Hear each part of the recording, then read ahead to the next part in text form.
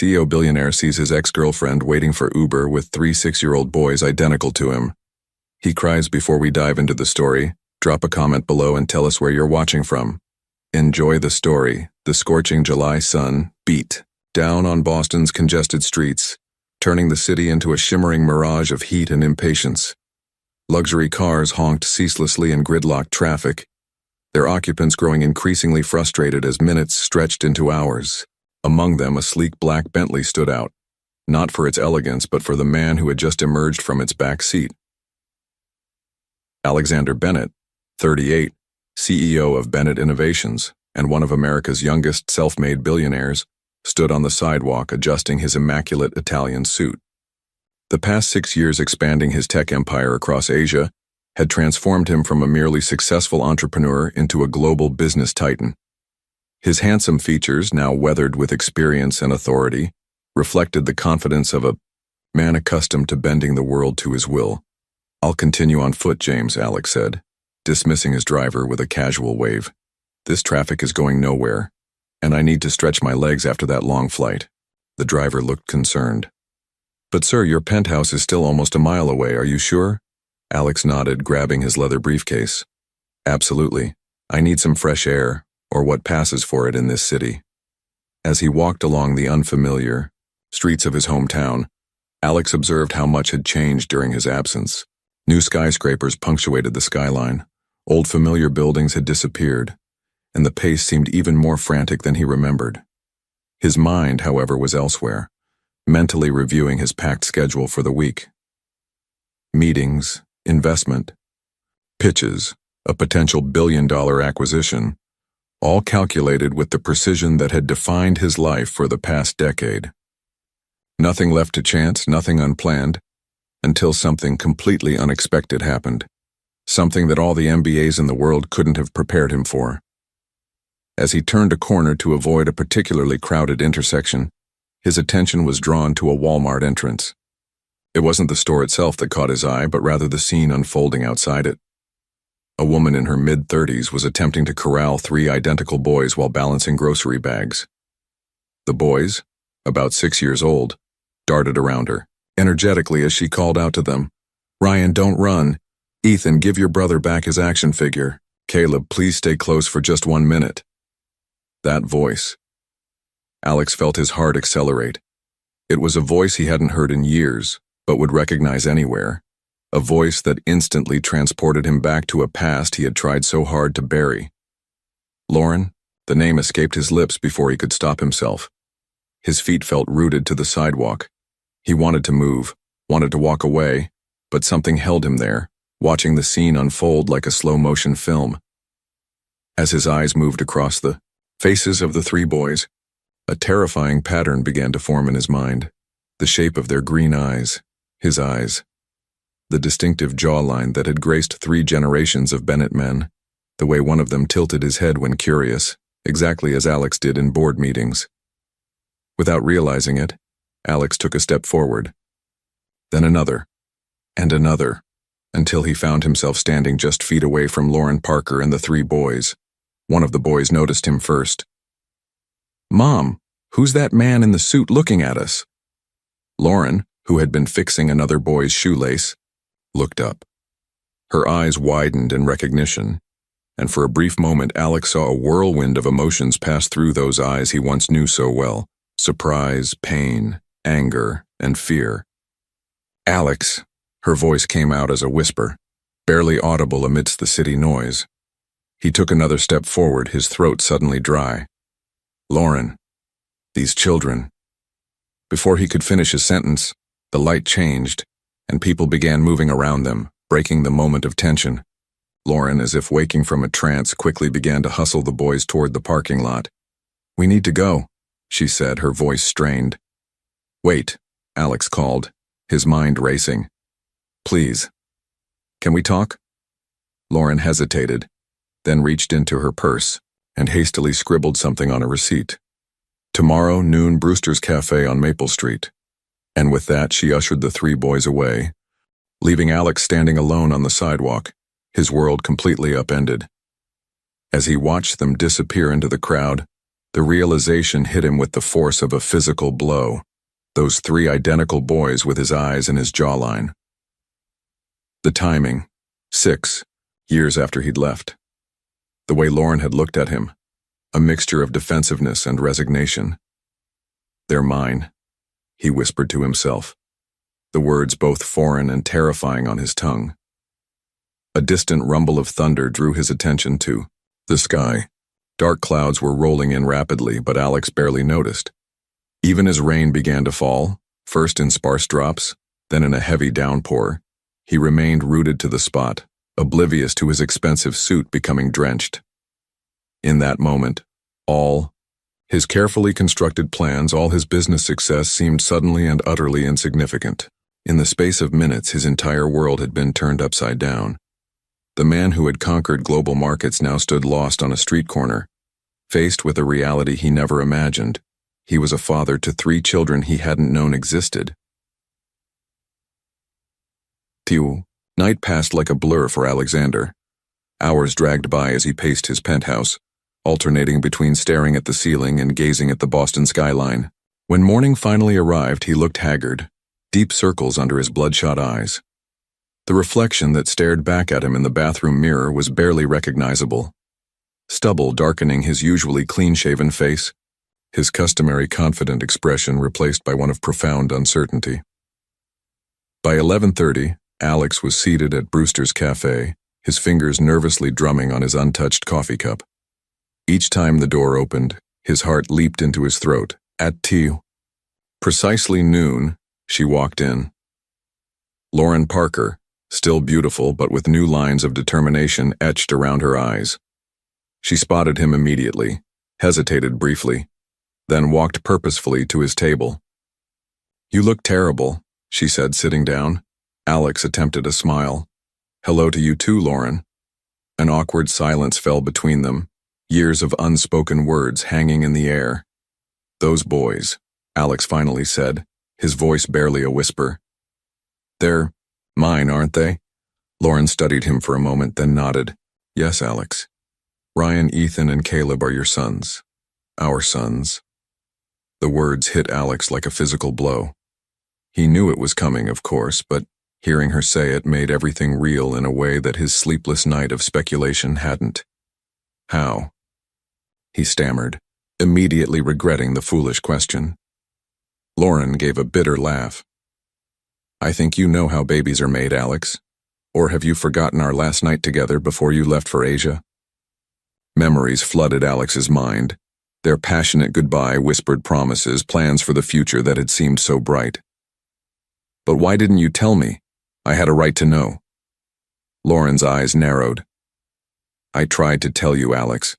I called your cell dozens of times. I sent emails, messages. I even went to your company's office here in Boston but was turned away at reception. You simply disappeared from my life." Alex felt shame wash over him. He remembered how in those first months in Asia, he had deliberately ignored Lauren's attempts to contact him.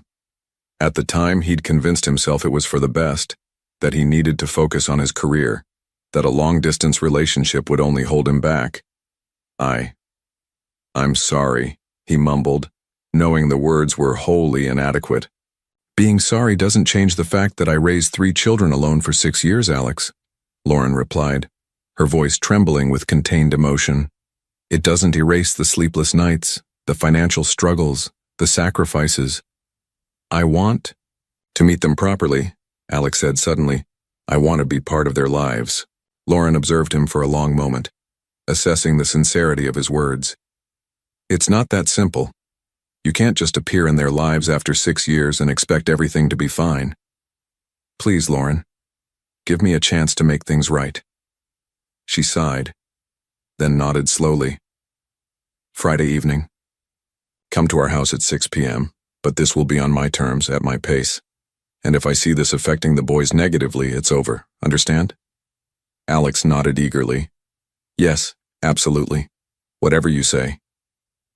Lauren wrote her address on a napkin and slid it across the table. "The boys will have finished dinner by then. It'll just be a short visit for you to meet them." As she stood to leave, Alex called after her, Lauren, thank you. She paused, looking back at him. Don't thank me yet, Alex. For my boys, you're a stranger. For me, you're someone who hurt me deeply. It will take time to rebuild any kind of trust. The modest, two-story house in Brighton looked nothing like the luxury properties Alex typically frequented. As he parked his Bentley along the curb at precisely 5:55 p.m. on Friday, he felt distinctly out of place in this middle-class neighborhood where children's bicycles dotted front yards and family sedans filled driveways. For the 10th time, Alex checked his reflection in the rearview mirror, straightened his casual button-down shirt — Lauren had specifically requested no suits — and took a deep breath. In his hand, he clutched 3 identical gift bags containing carefully selected presents, model airplanes for boys who, according to Lauren's brief text, were fascinated with flight. The doorbell's cheerful chime contrasted sharply with the storm of anxiety inside him. When the door swung open, Lauren stood there, her expression a practiced mask of calm. "You're on time," she noted, stepping aside to let him in. "The boys are in the living room. I've told them that you're an old friend who just discovered you're their father." Alex nodded, his throat too tight for words. As he followed Lauren down the short hallway, the sound of animated conversation grew louder. Then suddenly there they were, 3 identical boys with his eyes sitting on a worn but comfortable-looking couch, their expressions ranging from curiosity to outright suspicion. "Boys," Lauren said, her voice gentle but firm, "this is Alexander Bennett. He's your father." An uncomfortable silence fell over the room. Alex stood frozen, unsure what to do or say to these 3 small humans who shared his DNA but were complete strangers to him. One of the boys, wearing a red t-shirt with a rocket ship, stood up first. "I'm Ryan," he announced, extending his hand with surprising confidence. "I'm the oldest by 4 minutes." Alex couldn't help but smile as he shook the small hand. "It's very nice to meet you, Ryan." Another boy, this one in a blue shirt and with a more thoughtful expression, approached more cautiously. "I'm Ethan. I'm in the middle. Are you really our dad? How come we never met you before?" The directness of the question caught Alex off guard. Before he could formulate a response, the third boy, wearing green and remaining firmly on the couch, crossed his arms. "He probably didn't want to meet us," the boy said, his young face already mastering a scowl that Alex recognized from his own childhood photos. "That's why he never came before?" "Caleb," Lauren admonished gently, "remember what we talked about? Sometimes grown-ups make mistakes." Alex set down the gift bags and knelt to be at eye level with the boys. "Your mother is right. I made a big mistake by not being here. I didn't know about you until I saw you at the store the other day, but that's no excuse. If I had known, I would have been here sooner." Caleb's scowl didn't fade. "Do you have other kids?" "No," Alex answered honestly. "You 3 are my only children." Ryan, ever the icebreaker, pointed to the bags. "Are those for us?" The evening progressed with awkward starts and stops. Ryan bombarded Alex with questions about his travels. Ethan quietly observed everything with intelligent eyes, and Caleb maintained a defensive distance. When Lauren announced it was bedtime, Alex realized 2 hours had flown by in what felt like minutes. As he prepared to leave, Lauren walked him to the door. "It went better than I expected," she admitted. "They're amazing, Lauren," Alex said, his voice thick with emotion. "You've done an incredible job raising them." For the first time, Lauren's expression softened slightly. "Would you like to come to Ryan's baseball game tomorrow? 10 a.m. at Franklin Park." Alex nodded eagerly. "I'll be there." As he drove back to his empty penthouse, 3 small faces occupied his thoughts, and for the first time in years, spreadsheets and profit margins were the furthest things from his mind. Alexander arrived at Franklin Park 30 minutes early, nervously scanning the sparse Saturday morning crowd for familiar faces. He'd spent hours researching youth baseball rules, determined not to appear completely clueless about his son's hobby. When Lauren arrived with the boys, Alex's heart swelled at the sight of Ryan proudly wearing his team uniform, Ethan with a book tucked under his arm, and Caleb trailing behind, still maintaining his suspicious distance. "You came," Ryan exclaimed, surprisingly delighted. "I promised I would." Alex replied, the simple statement carrying more weight than any business contract he'd ever signed. Lauren seemed equally surprised by his punctuality. Ryan's playing second base today. The bleachers are over there. As they settled in to watch the game, Alex found himself genuinely invested in every pitch. He cheered enthusiastically when Ryan made a play, drawing amused glances from Lauren. Have you ever been to a professional game? Ethan asked quietly, looking up from his book during a lull in the action. Many times, Alex answered. Would you like to go sometime, all of you? Ethan's eyes widened. The Red Sox? Front row behind home plate, Alex promised, then hesitated, glancing at Lauren for approval. She gave a slight nod. If the boys would like that. Even Caleb, Ethan whispered, glancing at his brother who sat determinedly on Lauren's other side, pretending not to listen. Especially Caleb, Alex confirmed. When Ryan's team won by a single run, the boy ran to Alex first, surprising everyone including himself. Awkwardly, Alex high-fived him, fighting the instinct to hug this child who was still essentially a stranger. Did you see my catch, Dad? Ryan asked, the word dad falling casually from his lips. Alex froze, emotion threatening to overwhelm him. I did. It was amazing. Later, as they enjoyed ice cream from a nearby stand, Ryan's easy chatter filled the space between them. Ethan occasionally added to the conversation while Caleb silently observed, his ice cream melting untouched. Are you going to live with us now? Ryan suddenly asked, the innocent question landing like a grenade. The adults exchanged panicked glances. Nobody, Alex finally answered. I have my own place, but I'd like to spend a lot of time with you all if that's okay. Every day? Ryan pressed. Well, I work a lot. Like Mom, Ethan interjected. She works 2 jobs sometimes. Alex looked at Lauren questioningly. She shrugged, embarrassment coloring her cheeks. Medical billing during the day, online classes at night. Single motherhood isn't cheap. For the first time, Alex truly comprehended the financial strain Lauren must have endured. His mind raced with calculations, private school tuitions, college, funds, healthcare, all expenses she'd shouldered alone while he'd been accumulating billions. As they walked back to the parking lot, Lauren pulled Alex aside. They have a school concert next Friday evening. All 3 perform. I'll be there, Alex promised immediately. It starts at 6:30 sharp, Lauren emphasized. Please don't be late, especially Caleb. He's playing piano. Watching Lauren drive away. With the boys, Alex felt a profound shift in his priorities. The acquisition meeting scheduled for Friday suddenly seemed insignificant compared to a 6-year-old's piano recital. On impulse, he pulled out his phone and called his assistant. Cancel my Tokyo trip next week, he instructed, and move Friday's board meeting to lunch. I have an appointment at 6:30 that I absolutely cannot miss. For the first time in his adult life, Alexander Bennett was arranging his business around his personal life, not the other way around. The week passed in a flurry of activity as Alex attempted to balance his corporate responsibilities with his newfound role as a father. He visited the boys twice more, once for a quick dinner and once to help with homework, each visit peeling back another layer of their personalities. Ryan was outgoing and adventurous, Ethan introspective and brilliant, while Caleb remained wary, his talents hidden behind walls of self-protection. Friday afternoon found Alex in his downtown office, anxiously watching the clock during a video conference with international investors.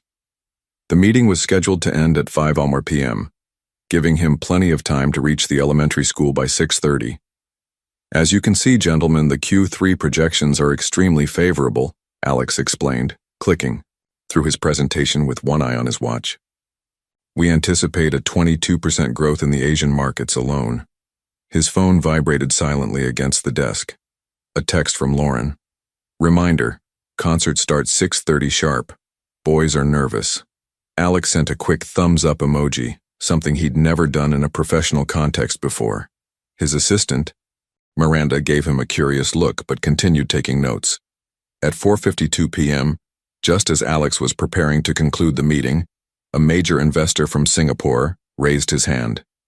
"Before we adjourn, Mr. Bennett, I have serious concerns about the supply chain disruptions in Malaysia. Perhaps we could extend our discussion?" Alex felt a knot form in his stomach. "I'd be happy to address those concerns, Mr. Tan, but I'm afraid I have a prior commitment at 6:30 that I cannot reschedule." Miranda's eyebrows shot up in surprise. Alexander Bennett never cut meetings short for personal reasons. Mr. Tan frowned. "This is a $300 million commitment we're discussing, Mr. Bennett. Surely whatever dinner reservation you have can wait." Before Alex could respond, his phone began ringing. Lauren again. With an apologetic gesture to the video conference, he answered. "Alex, it's an emergency." Lauren's voice was tight with panic. "Ethan fell at recess. We're at Massachusetts General. They think his arm might be broken." The world seemed to tilt on its axis. "I'll be right there," he said immediately, ending the call. He turned back to the stunned faces on the screen. "Gentlemen, I apologize, but I have a family emergency. My son is in the hospital." Without waiting for responses, he ended the meeting and rushed toward the elevator, shouting instructions to Miranda about rescheduling. 20 minutes later, Alex sprinted through the hospital entrance, his tie askew and panic evident on his face. He found Lauren in the pediatric waiting area, Ryan and Caleb sitting quietly beside her. "Where is he? Is he okay?" Alex demanded, out of breath. Lauren looked, up, surprise registering in her eyes. "He's getting an X-ray. The doctor thinks it's just a fracture, not a break." Alex collapsed into a chair beside Caleb, who was staring at his shoes. "What happened?" "He fell from the monkey bars," Ryan explained. "There was blood." "He's going to miss his violin solo," Caleb added quietly, his first voluntary words to Alex. He practiced for weeks. The implied accusation hung in the air. Ethan would miss his performance just as they all surely expected Alex to miss it as well. An hour later, when Ethan emerged with a blue cast and pain medication, he brightened at seeing Alex. "You came," he said simply.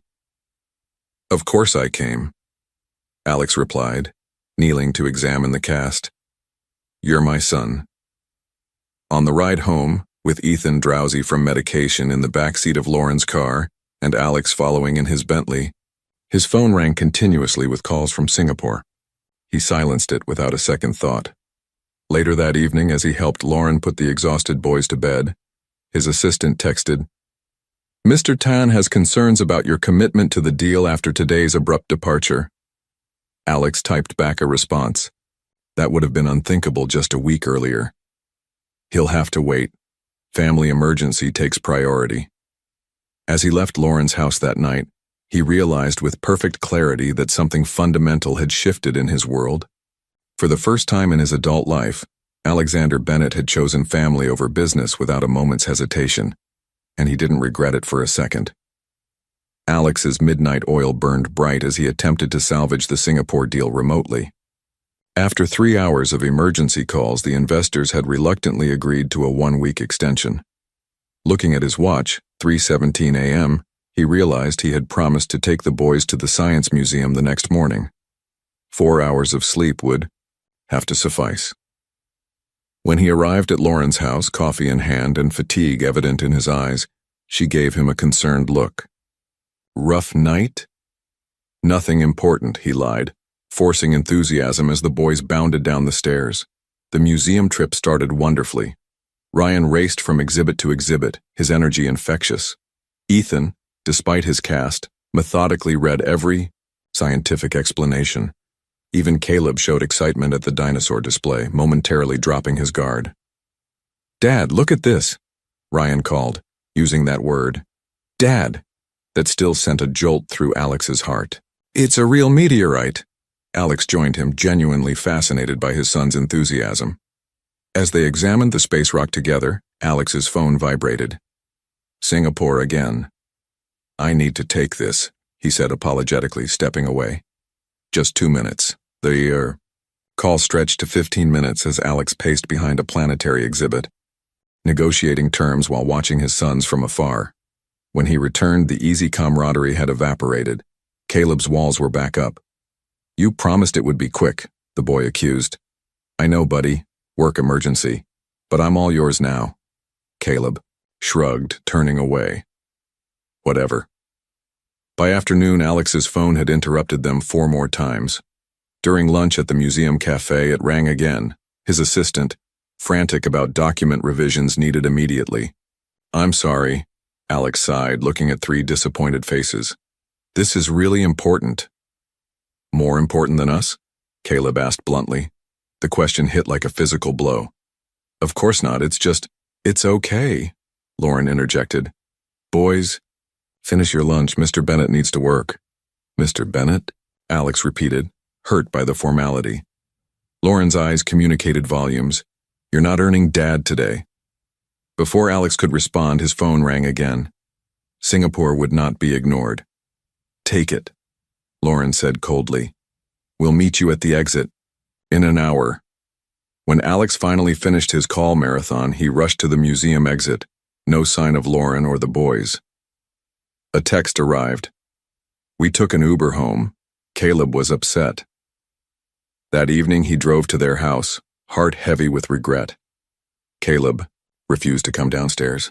He's been practicing piano all afternoon, Lauren explained. His recital is next weekend since this week's was canceled. Lauren, I'm sorry. The Singapore deal. I don't care about Singapore, Alex, she interrupted. 3 little boys were excited to spend the day with their father, and instead they got to watch him walk away repeatedly to talk to strangers about money. It's not about money, he protested weakly. It's about responsibility. Thousands of employees depend on this deal. Lauren's eyes flashed. And what about your responsibility to them? She pointed upstairs. You can't have it both ways, Alex. You can't be the devoted father and the always available CEO. Something has to give. From upstairs came the sound of halting piano notes. Caleb practicing the piece he should have performed yesterday. The boys have another concert next Friday, Lauren said. Caleb has been reassigned the opening piano solo. It's at 6:30 p.m., just like the last one. The implied challenge was clear. Choose correctly this time. I'll be there, Alex promised. No interruptions. As he drove home, the recital reminder already entered into his phone with priority in capital letters. Alex realized that his world of clear metrics and measurable success had been upended. In business, he'd always found ways to maximize both profit and efficiency. But parenthood offered no such convenient optimizations. It demanded presence, consistency, and sacrifice. For the first time, Alexander Bennett genuinely didn't know if he could successfully navigate both worlds. Something would indeed have to give, but he wasn't ready to admit which side would have to lose. The harsh fluorescent lights of Alexander's office cast long shadows across the conference room as he stood before his executive team. It was Thursday, the day before Caleb's recital, and Alex had called an emergency meeting that surprised everyone, including himself. I've made a decision, he announced, his voice steady despite his racing heart. Effective immediately, I'm implementing a company-wide restructuring. His COO, Victoria, exchanged concerned glances with the CFO. Restructuring? Alex, we're in the middle of the Singapore negotiations. This isn't the time for... It's exactly the time, Alex interrupted, uncharacteristically firm. For years, we've operated under the assumption that success requires constant availability and sacrifice of personal lives. I'm changing that paradigm. He clicked to the next slide of his hastily prepared presentation. Family First Initiative. I'm instituting flexible work hours, remote work options, and a strict no-contact policy during designated family times. Starting with myself. Dead silence filled the room. These executives had watched Alexander build his empire through round-the-clock dedication and unwavering focus. The man standing before them now, talking about family time, was unrecognizable. Alex, Victoria finally spoke, her tone careful. Is everything okay? This seems sudden. He took a deep breath. I recently discovered I have 3 6-year-old sons. More stunned silence. Triplets, actually, he added, a small smile playing at his lips. And I've been missing their entire lives because of the work culture I created. That changes now. His phone buzzed. Singapore again. Alex silenced it without looking. The board won't approve this, his CFO warned. Tan is already questioning. Your commitment? Then I'll convince them, Alex replied simply. Or I'll step down as CEO. The statement shocked even him. Had he really just threatened to abandon the company he'd built from nothing? For children he'd known less than a month? Yes. Yes, he had. After the meeting, Victoria followed him to his office. This is about more than just discovering you have children, isn't it? Alex paused, considering his answer carefully. I spent 6 years in Asia building an empire. I have more money than I could spend in 10 lifetimes. But when I saw my sons for the first time, his voice caught unexpectedly. I realized I've been accumulating wealth for a future that had no meaning without them in it. Victoria studied him for a moment. I've never seen you like this, Alex. Neither have I, he admitted. But I made a promise to be at Caleb's piano recital tomorrow evening, and nothing, not even Singapore's billions, will make me break it. Later that evening, Alex made an unprecedented visit to his architect's office. I need this designed immediately, he explained, sketching a rough concept on a notepad. A corporate campus with integrated family facilities, childcare, recreation, educational spaces, somewhere employees can work without sacrificing family connections. The architect looked bewildered. This is revolutionary, Mr. Bennett, but the cost is irrelevant, Alex finished. Draw up preliminary plans for Monday. On his drive home, Alex called the one person he thought might understand, his college roommate, now a father of 4. Mark, how do you do it? Balance work and family? Mark laughed. You don't balance, Alex. That implies equal weight. You prioritize. Sometimes work wins, sometimes family does. But if family doesn't win most of the time, you've already lost.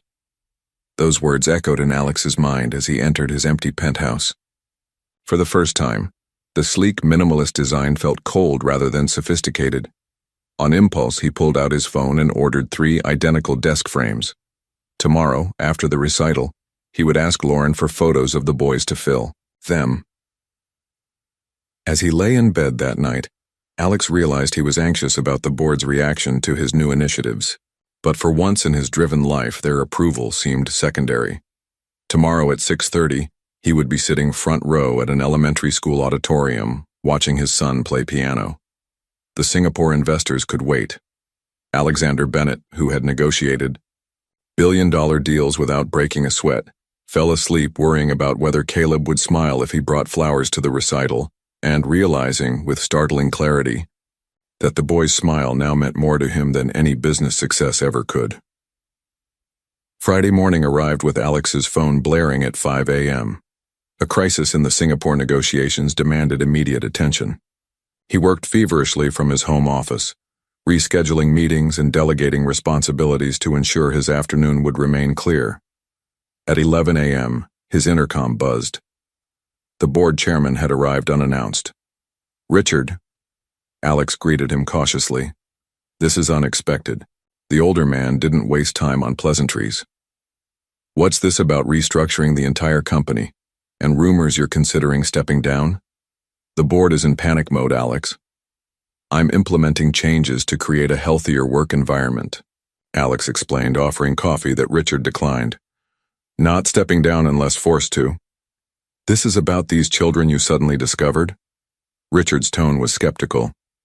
Alex, I understand the shock, but making rash decisions that affect thousands of employees. There's nothing rash about it, Alex interrupted, his voice firm. I've given this considerable thought. In what, 2 weeks? Richard scoffed. You've spent 6 years building this company's Asian presence, and now you're willing to jeopardize everything for my sons, Alex finished. Yes, I am. Richard studied him carefully. The board meeting on Monday will be contentious. You need to be prepared. I'll be there with a complete proposal, Alex assured him, glancing at his watch. But right now, I have preparations to make for a piano recital. After Richard left, Alex made one last call to his Singapore team, establishing clear boundaries. No contact between 5 p.m. and 9 p.m. tonight, under any circumstances. At 4:30, he surprised his assistant by leaving the office with a bouquet of flowers. Cancel anything else that comes up, he instructed. Family priority. Alex arrived at the elementary school auditorium 30 minutes early, securing a front row seat. The space filled quickly with parents clutching cameras and younger siblings, fidgeting in formal clothes. Lauren arrived with Ryan and Ethan, surprise evident on her face when she spotted Alex already seated. "You're early," she remarked as the boys slid in beside him. "I wouldn't miss this," Alex replied simply. When the curtain rose, revealing a nervous line of young performers, Alex's eyes immediately found Caleb. The boy looked small behind the grand piano, his face a mask of concentration as he searched the audience. When he spotted Alex, his eyes widened slightly. Alex gave him an encouraging thumbs up and something magical happened. Caleb smiled at him, a genuine smile that transformed his serious face. Then his small fingers touched the keys, and Alex's world narrowed to this moment, this child, this music. Caleb played beautifully, his technique remarkable for his age. Emotion welled in Alex's chest, pride, love, regret for the years missed, all mixing together until he found himself blinking back unexpected tears. When the performance ended, Alex was the first on his feet, applauding with unrestrained enthusiasm. As Caleb took his bow, his eyes found his father's again, and the smile that spread across his face was worth more than any business deal.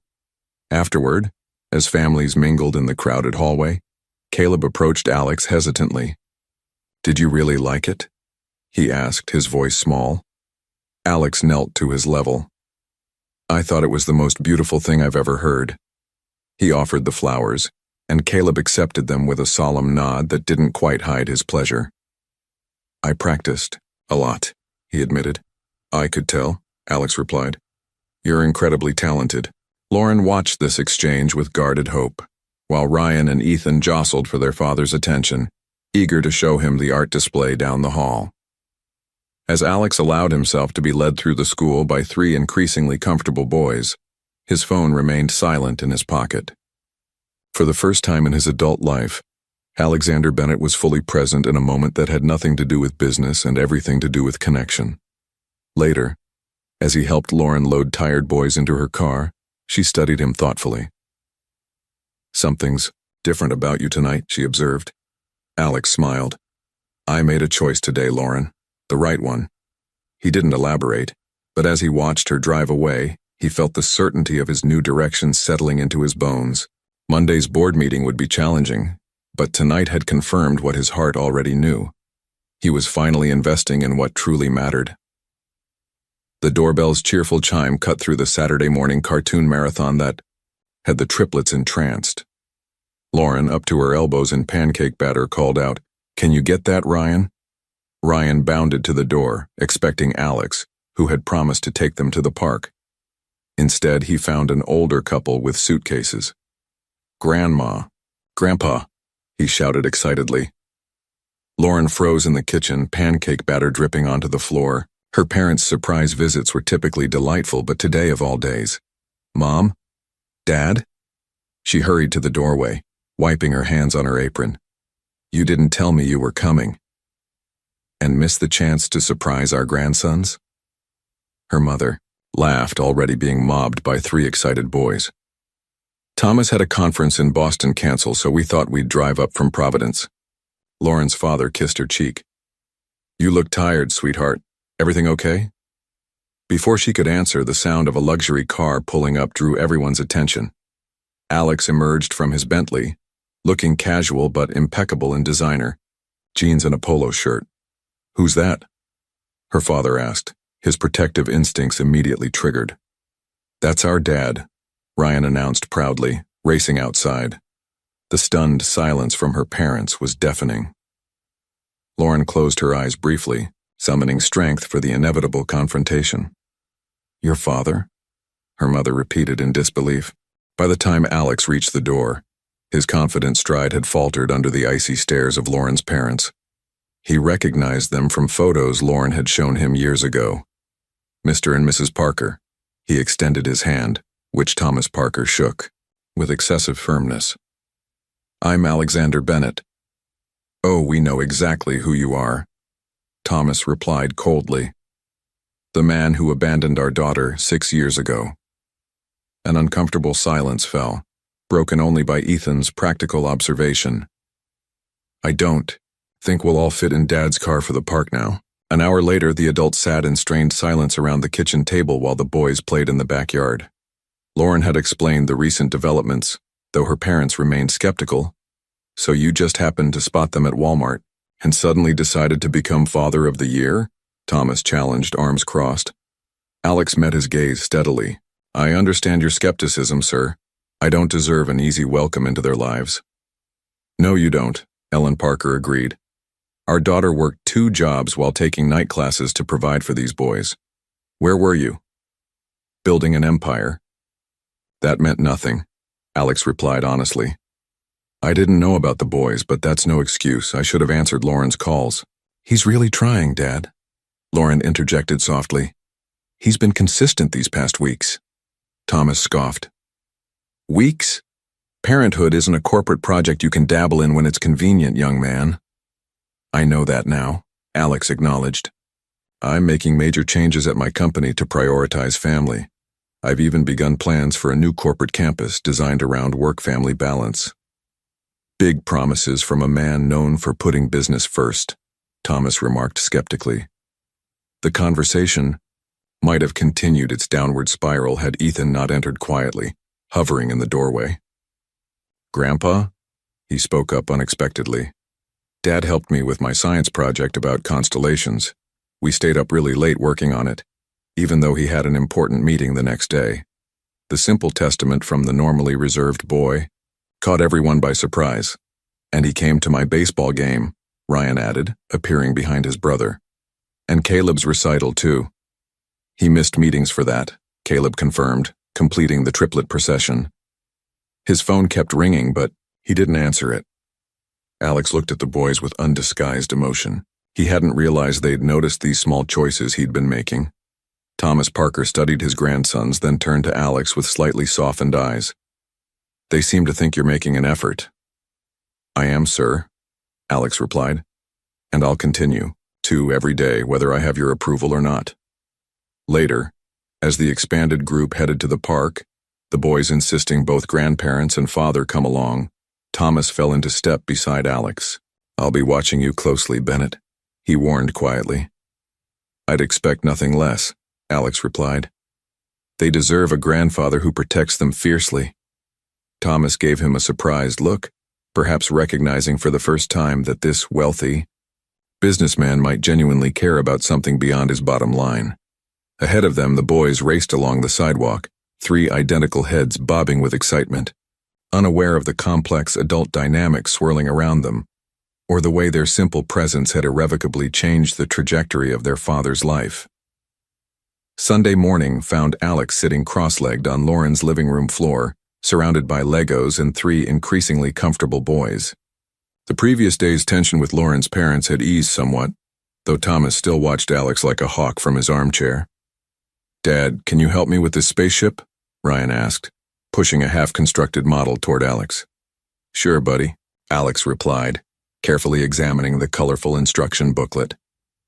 Business documents typically contained fewer pictures and more spreadsheets, but he approached this task with the same concentration he'd give a billion-dollar contract. From the kitchen doorway, Lauren and her mother observed the domestic scene. With different expressions, Ellen still cautious, Lauren's increasingly hopeful. He seems different from how you described him, Ellen whispered. Lauren nodded. He is different. I keep waiting for the other shoe to drop, for the workaholic businessman to reappear, but she gestured toward the scene, where Alex was now helping Caleb balance a particularly tricky Lego tower, while simultaneously answering Ethan's questions about how real rockets work. And the boys? Ellen asked. How are they handling all this? Better than I expected, Lauren admitted. Especially Caleb. He was so closed off at first, but now. As if on cue, Caleb's serious expression melted into laughter at something Alex whispered to him. The sound, so rare and precious, brought tears to Lauren's eyes. Mom, I never thought they'd have this, she said softly. A father who actually shows up. The morning transitioned into lunch preparations, with Alex volunteering to grill in the backyard. Thomas reluctantly joined him, ostensibly to make sure he didn't burn the hamburgers. "My daughter says you're making changes at your company," Thomas remarked, watching Alex arrange patties on the grill. Alex nodded. "Tomorrow I present my plan to the board, a complete restructuring to prioritize family-friendly policies. Risky move in your position." "Necessary one," Alex corrected. "I've been thinking about what you said yesterday, about parenthood not being a corporate project." He flipped a burger with unexpected skill. "You were right. It's not. It's much more important." Thomas studied him, trying to reconcile this man with the villain he'd constructed in his mind over the years. "What happens if your board rejects these changes?" he finally asked. "Then I'll have a decision to make," Alex replied honestly. "But I've already made the most important one. These boys come first now." Lunch was a lively affair, with 3 boys talking over each other, sharing stories and inside jokes that Alex was slowly beginning to understand. As they cleared the plates, Ethan tugged at Alex's sleeve. "Dad, can you show me that constellation book you were telling me about?" "The one with the myths? It's at my apartment," Alex explained. "But I could bring it next time, or you could all come see where I live," he finished, the idea forming as he spoke. He glanced at Lauren uncertainly. "If that's okay?" Lauren hesitated, then nodded. "I think they'd like that." An hour later, the triplets stood wide-eyed in the lobby of Alex's luxury high-rise, marveling at the doorman in uniform and the enormous chandelier. "You live here?" Ryan gasped, pressing his nose against the elevator's glass wall as they ascended to the penthouse. When the doors opened directly into Alex's apartment, revealing floor-to-ceiling windows with panoramic city views, even Lauren couldn't suppress a small gasp. The space was immaculate, minimalist, and distinctly unlived in. "It's like a spaceship," Caleb decided, running his finger along a sleek countertop. "It's not very cozy," Alex admitted, suddenly seeing his home through their eyes. "But the view is nice at sunset." As the boys explored, Alex noticed Lauren lingering by a side table where he'd placed the 3 photo frames he'd ordered, still empty. "I was hoping," he began hesitantly, "that maybe I could have some pictures of them, for here and my office." Lauren smiled, genuinely touched. "I think we can arrange that." Later, as they watched the sun set over Boston Harbor, the boys pressed against the windows in wonder. Lauren moved to stand beside Alex. "This is the first time they've been quiet all day," she observed with a soft laugh. Alex turned to her, struck suddenly by how beautiful she looked in the golden light. "Thank you for today, Lauren, for letting me into their lives, into your life." Their eyes met, a current of unspoken emotions passing between them. For a moment, Alex thought he glimpsed something beyond co-parenting courtesy in her gaze, something that recalled their shared past and hinted at a possible future. The moment was broken by Ryan's excited shout about a passing helicopter, but something had shifted between them. As Alex showed the boys his telescope, helping them take turns looking at the emerging stars, he felt a contentment he'd never experienced in this apartment, or perhaps anywhere. For the first time, his luxurious penthouse felt like it might, someday, become a home. Monday morning arrived with a weight of anticipation that Alex hadn't felt since his first major acquisition. As he straightened his tie before the mirror, his phone buzzed with a text from Lauren. "Good luck today. The boys made you something." Attached was a photo of 3 handmade cards decorated with crayon drawings, a rocket ship from Ryan, stars and planets from Ethan, and a surprisingly detailed grand piano from Caleb. Each was signed with wobbly letters. "Good luck, Dad." Alex's throat tightened. He saved the image as his phone background, a reminder of what was truly at stake today. The Bennett Innovations boardroom fell silent as Alex entered. 14 faces turned toward him, expressions ranging from curiosity to outright skepticism. Victoria, his COO, gave him an encouraging nod. "Ladies and gentlemen," Alex began, "thank you for convening on short notice.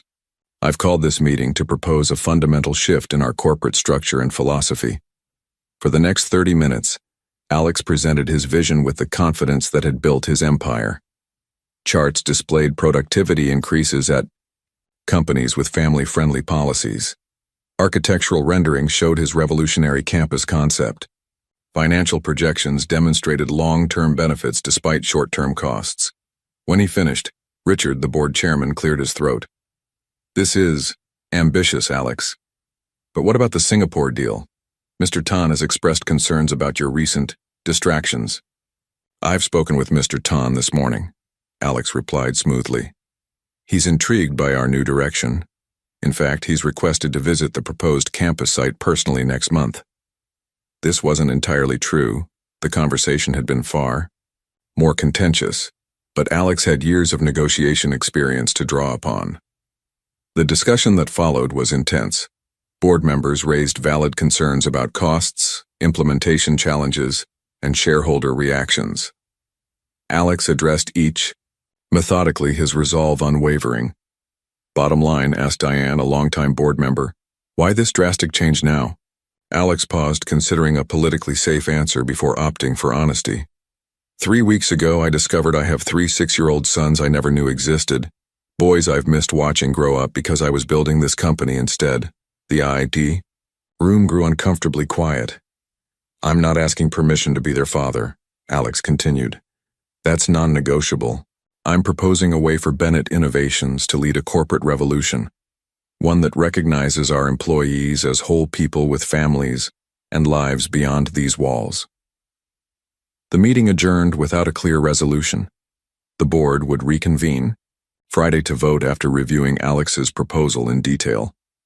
As executives filed out, Victoria lingered. "Bold move, bringing your personal situation into it." "It's not just personal anymore," Alex replied. "It's about what kind of company, what kind of man I want to be." His phone rang as he returned to his office. Lauren's name flashed on the screen. "How did it go?" she asked.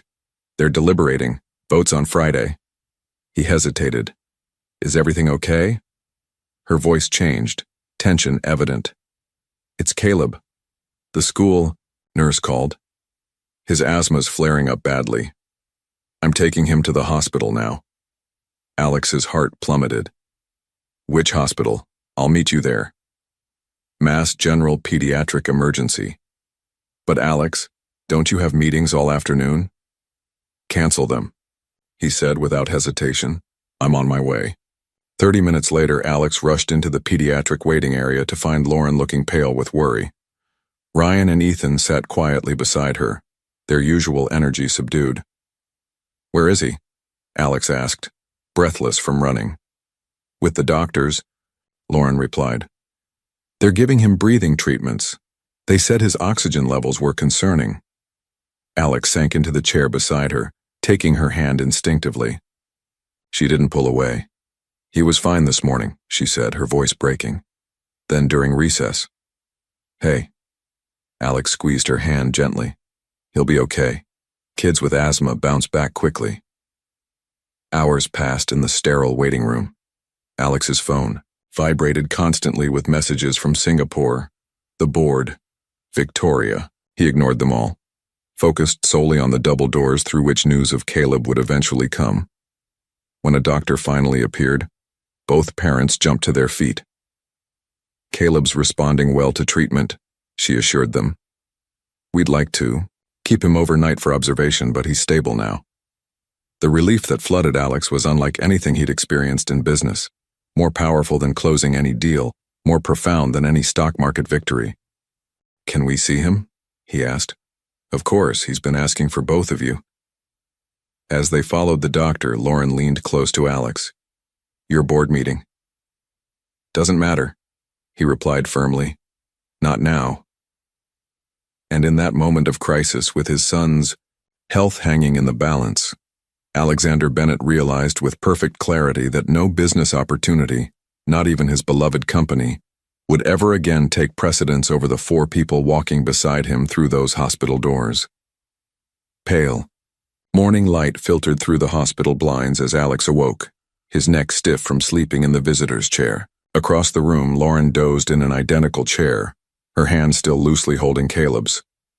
The boy slept peacefully now, his breathing even and unlabored after a night of treatments. Alex checked his phone. 27 missed calls, 43 texts, and 68 emails. The business world was imploding in his absence, yet sitting here, watching his son's chest rise and fall, nothing had ever felt more right. A soft knock at the door preceded a nurse entering with breakfast trays. The smell of hospital pancakes roused Lauren and Caleb. "Dad, you stayed all night?" Caleb asked, surprise evident in his sleepy voice. "Of course I did," Alex replied, moving to sit on the edge of the bed.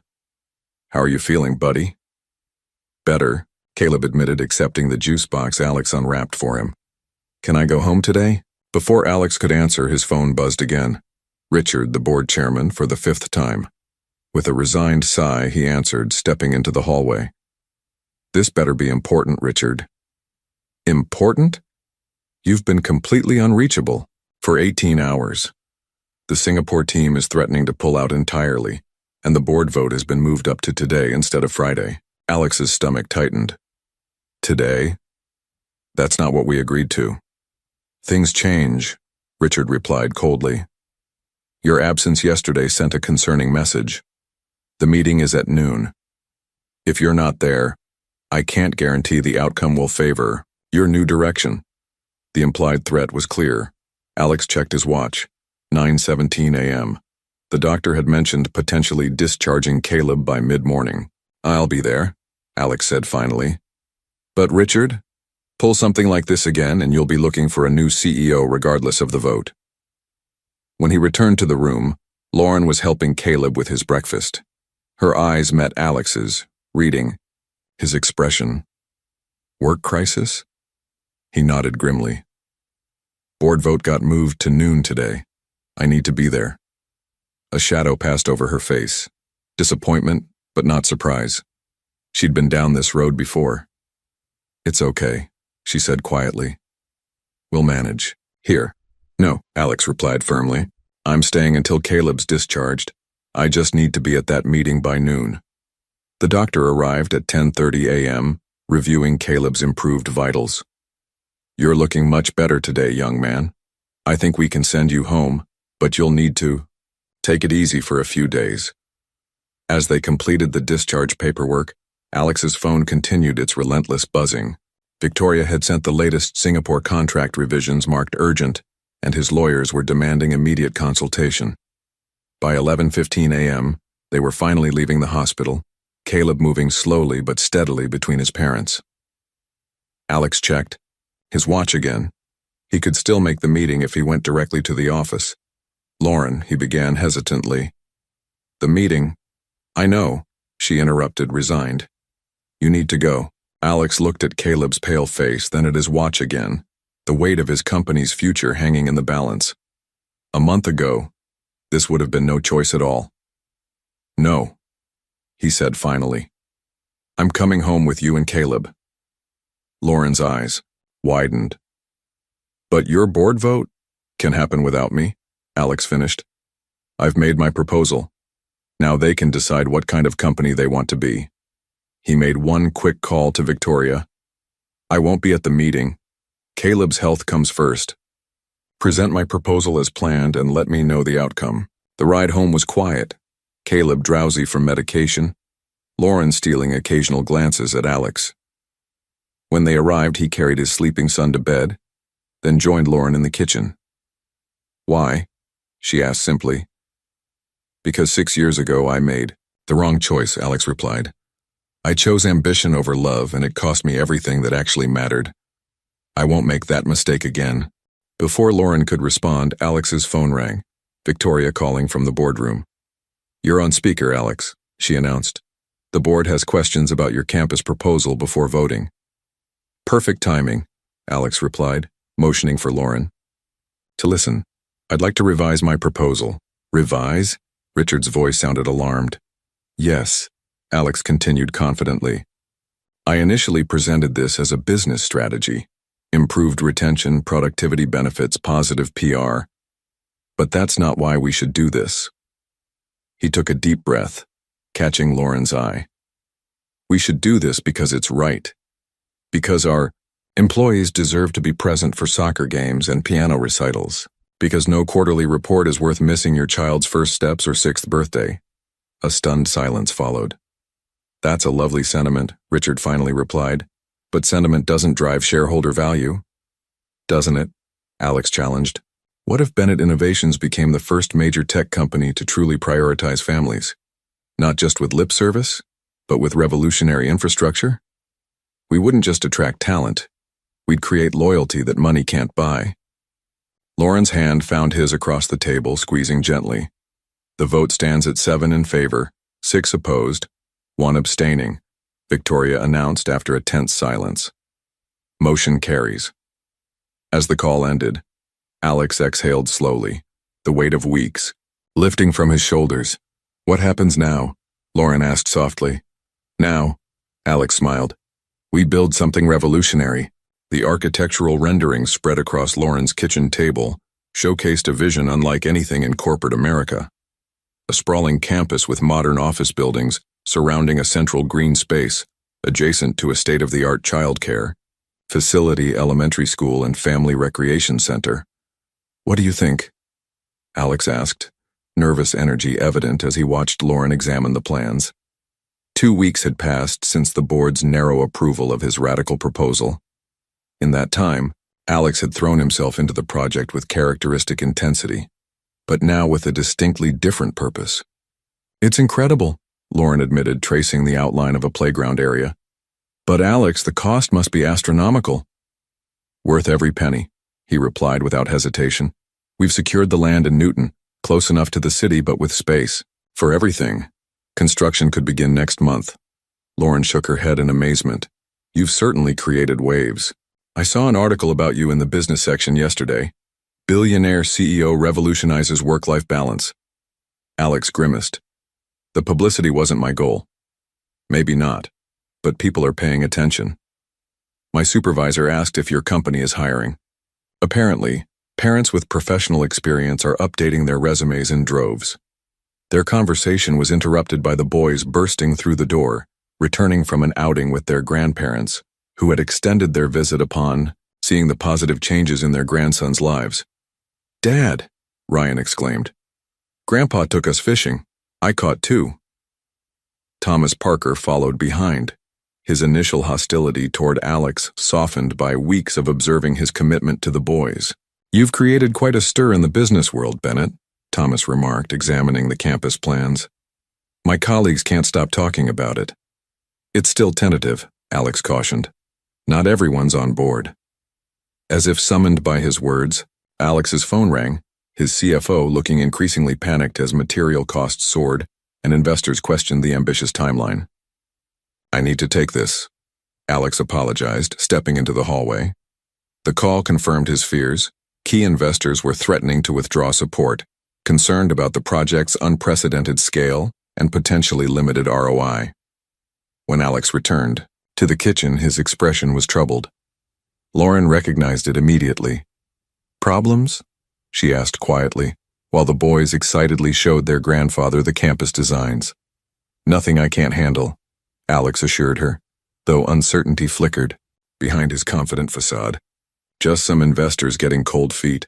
Lauren studied him carefully. Is the project in jeopardy? No, he said firmly, watching Ryan trace the outline of the school building with his finger. I'll make this happen, whatever it takes. Later, as Alex prepared to leave, Lauren walked him to his car. You know, she said hesitantly, what you're doing, it's changing more than just your company, it's changing them. She nodded toward the house where the boys played inside. And it's changing you. The simple observation struck Alex deeply. She was right. The driven CEO who had returned to Boston weeks ago was transforming into someone entirely different. Someone who measured success not in dollar signs but in his children's smiles. For the better, I hope? He asked, suddenly vulnerable. Lauren's smile held warmth he hadn't seen in years. Definitely for the better. As he drove away, Alex made a silent promise to himself and his sons. No matter what obstacles arose, this vision would become reality. Not for his legacy or his company's bottom line, but for 3 little boys who deserved a father who prioritized what truly mattered. Tensions ran high at Bennett Innovations headquarters. The morning's headlines had been devastating. Singapore investors pull out of Bennett family campus project. The ambitious vision that had energized employees and captured media attention now teetered on the brink of collapse. Alex paced his office, phone pressed to his ear. "We can secure alternative funding," he insisted to his increasingly agitated CFO. "The project proceeds as planned." Hanging up, he checked his watch. 3:15 p.m. Ethan's chess tournament final began at 4 p.m. across town. The board had called an emergency meeting for the same time to address the funding crisis. Victoria knocked on his open door. "Alex, everyone's gathering in the boardroom. They're expecting a detailed contingency plan." Alex stared at the chessboard. On his desk, a gift from Ethan, who had been practicing diligently for today's tournament. The boy had asked again this morning, voice small and uncertain. "You'll be there, right, Dad?" "I'm not attending the board meeting," Alex announced, removing his tie. Victoria blinked in confusion. "What?" "Alex, the entire project is at risk. Without Singapore's backing—" "I'm aware of the situation," he interrupted, gathering his keys. "But my son has a chess tournament final at 4, and I promised I'd be there." "You're choosing a children's chess game over a crisis that could determine your company's future?" Victoria's disbelief was palpable. Alex smiled, a strange calm settling over him. "I'm not choosing one over the other. I'm prioritizing correctly, possibly for the first time in my life." He handed her a folder. "These are my contingency proposals. Present them to the board. I've included options for scaled implementation, alternative investor approaches, and a potential private funding structure. And if they demand your presence, then they'll have to wait until after I've watched my son play chess." The middle school gymnasium bustled with nervous energy when Alex arrived. He found Lauren saving him a seat in the front row, surprise evident on her face. "You made it," she said as he sat beside her. "I thought with the Singapore news." "There's an emergency board meeting happening right now," Alex admitted. "Without me?" Lauren's eyes widened. "Alex, it's okay," he assured her, spotting Ethan at the tournament table, scanning the crowd anxiously. When their eyes met, the boy's face transformed with a smile of pure relief and joy. Alex waved, his heart swelling as Ethan proudly pointed him out to his chess coach. "That's my dad," he heard his son say. Ryan and Caleb, initially restless, became engrossed in the tournament as Ethan methodically advanced through the brackets. When he reached the final round against an older boy from a prestigious private school, tension filled the gymnasium. Alex's phone vibrated continuously in his pocket. Board members, investors, lawyers, all demanding his attention. He silenced it without looking, his entire focus on Ethan's furrowed brow as he contemplated his next move. The final game stretched nearly an hour. When Ethan executed a brilliant queen sacrifice leading to checkmate, the crowd erupted. Alex leapt to his feet, cheering loudly as his normally reserved son pumped his fist in victory. On stage receiving his trophy, Ethan shyly approached the microphone.